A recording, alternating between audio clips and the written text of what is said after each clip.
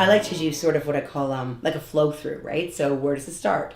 So people come to recovery a number of ways. Some people go for treatment. Some people don't go for treatment. Some people need to go for withdrawal management. Some people don't. Everybody has, so there's no wrong pathway to recovery. All paths lead to the same place, hopefully. So it's very individualized in terms of what people want to do. So if somebody's decided that they want to stop using drugs, they reach that point and they turn for help somewhere. So in the cases of people that have physical dependencies, so substances like alcohol, other central nervous system depressants like benzodiazepines, diazepam, lorazepam, clonazepam, Pam and all her friends, the central nervous system depressants, and things like opioids, there's a physical dependency. So you can't just stop using. Well, I mean, you could, but the risks to your health and the consequences are quite severe. And for people who are fragile or medically compromised, there could be like serious life-threatening consequences. So in some cases, when people reach out for help, their journey starts with withdrawal management. Now, withdrawal management and the places that offer withdrawal management used to be called detox centers. We've moved away from that language because detox is very evocative, isn't it? I'm toxic and you're going to detoxify me. So we call them withdrawal management now. So somebody who's physically dependent upon a substance needs one of two things if they want to stop using the substance. One thing they might need is substitution therapy. Substitution therapy means I'm dependent on something like heroin or Dilaudid or morphine. It's causing unmanageability in my life. I don't want to continue to be shooting needles or being on the street or dealing with, criminogenic drug dealers, but I'm not ready to eliminate my dependence. So my goal is not to withdraw. My goal is to stabilize my dependency. So that person may be indoctrinated on something like methadone or Suboxone, a drug replacement therapy. So it goes in, like we said before, fills that receptor like the heroin or the Dilaudid or the drugs did, and it starts to gradually change the lock back. So they switch them over to the replacement therapy. So they're no longer using the illicit drugs anymore. They're no longer having to generate the revenue to afford it. They're medically supervised. Their health is monitored. And they start to feel better. Not because they're not still dependent, but because they're not dependent on that and the lifestyle things that come along with it.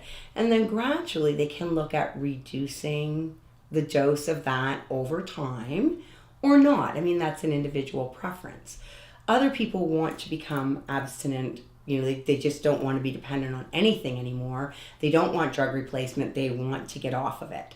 So there's a few roads to that. One is a taper down. So a taper down is you're using this much of a drug today. We're going to develop a plan where gradually, over the next several days, we're going to reduce it. And there's physical consequences. Of course, you feel a little sick, but it's not the sudden, overwhelming, physiological effects. It's manageable.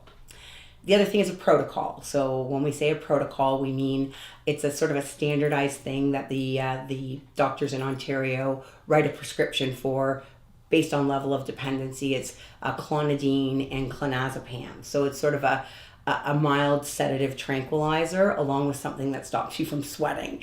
So you go into withdrawal, but you have something that keeps the anxiety at bay, that relaxes your body, that enables you to sleep, and that stops you from like sweating and puking and pooping.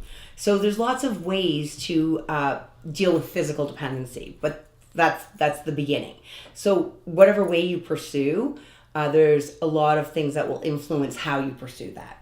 So if you have good supports and people around you that can help you, and you have good, comfortable place to stay and live, and you have access to people who could bring you what you need, whether it's the protocol or the taper down or the drug replacement, you may be served at home. You may have somebody from a community-based withdrawal management services that comes in and works with you and helps you. If you don't, or if you're medically fragile or at risk, or you don't have those sort of supports or a safe place, then you may need to be in a bed in a what they call a residential withdrawal management center. So they're like beds in the community run by an addiction service provider, where you come in with a plan on how to reduce or eliminate your physical dependency on drugs, and you stay there, and they monitor you and they administer whatever medications are indicated for your method of withdrawing from your physical dependency. And while you're there, they generally work with you, the same as if you're in the community, they generally work with you on what your treatment plan would be. So if you have a physical dependence, everybody's treatment plan starts with managing the physical dependence. So then that brings us all to the place where everybody starts, because people who don't have a physical dependence don't need to deal with the withdrawal management strategy, right, or the dependence stabilization. So once we've managed the physical dependence part, then we have to develop a treatment plan. So what's your treatment plan?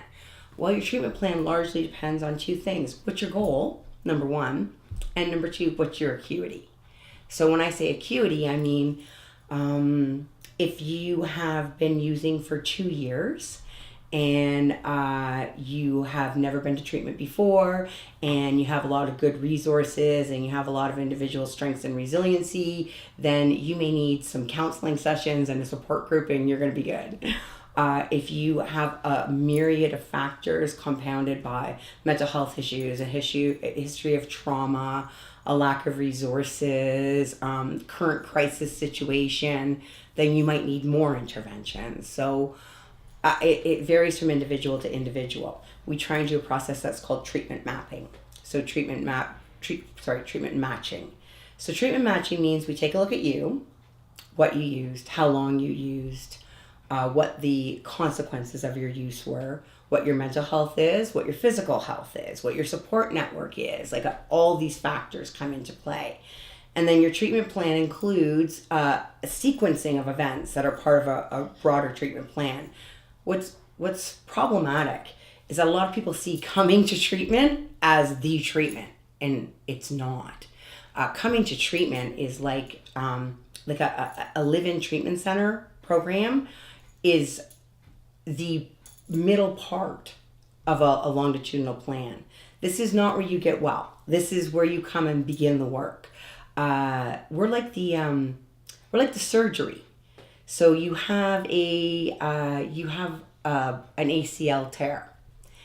You need to get ready in the community to be prepped for surgery, to understand what the surgery is, to make your arrangements to be off work and whatever.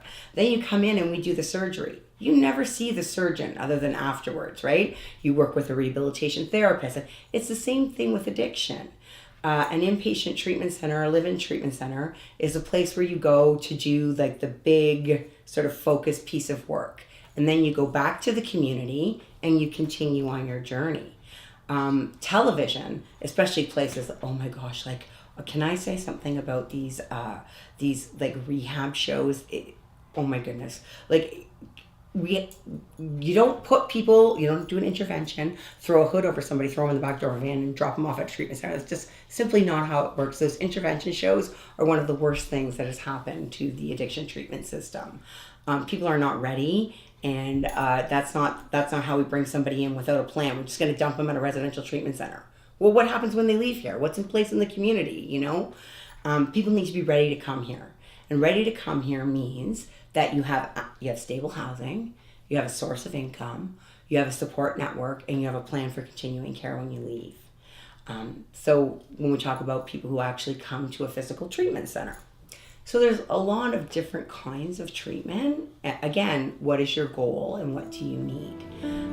If you or a loved one are looking for help with substance abuse, call our 24/7 helpline at 1-800-615-1067. A caring addiction advisor is awaiting your call.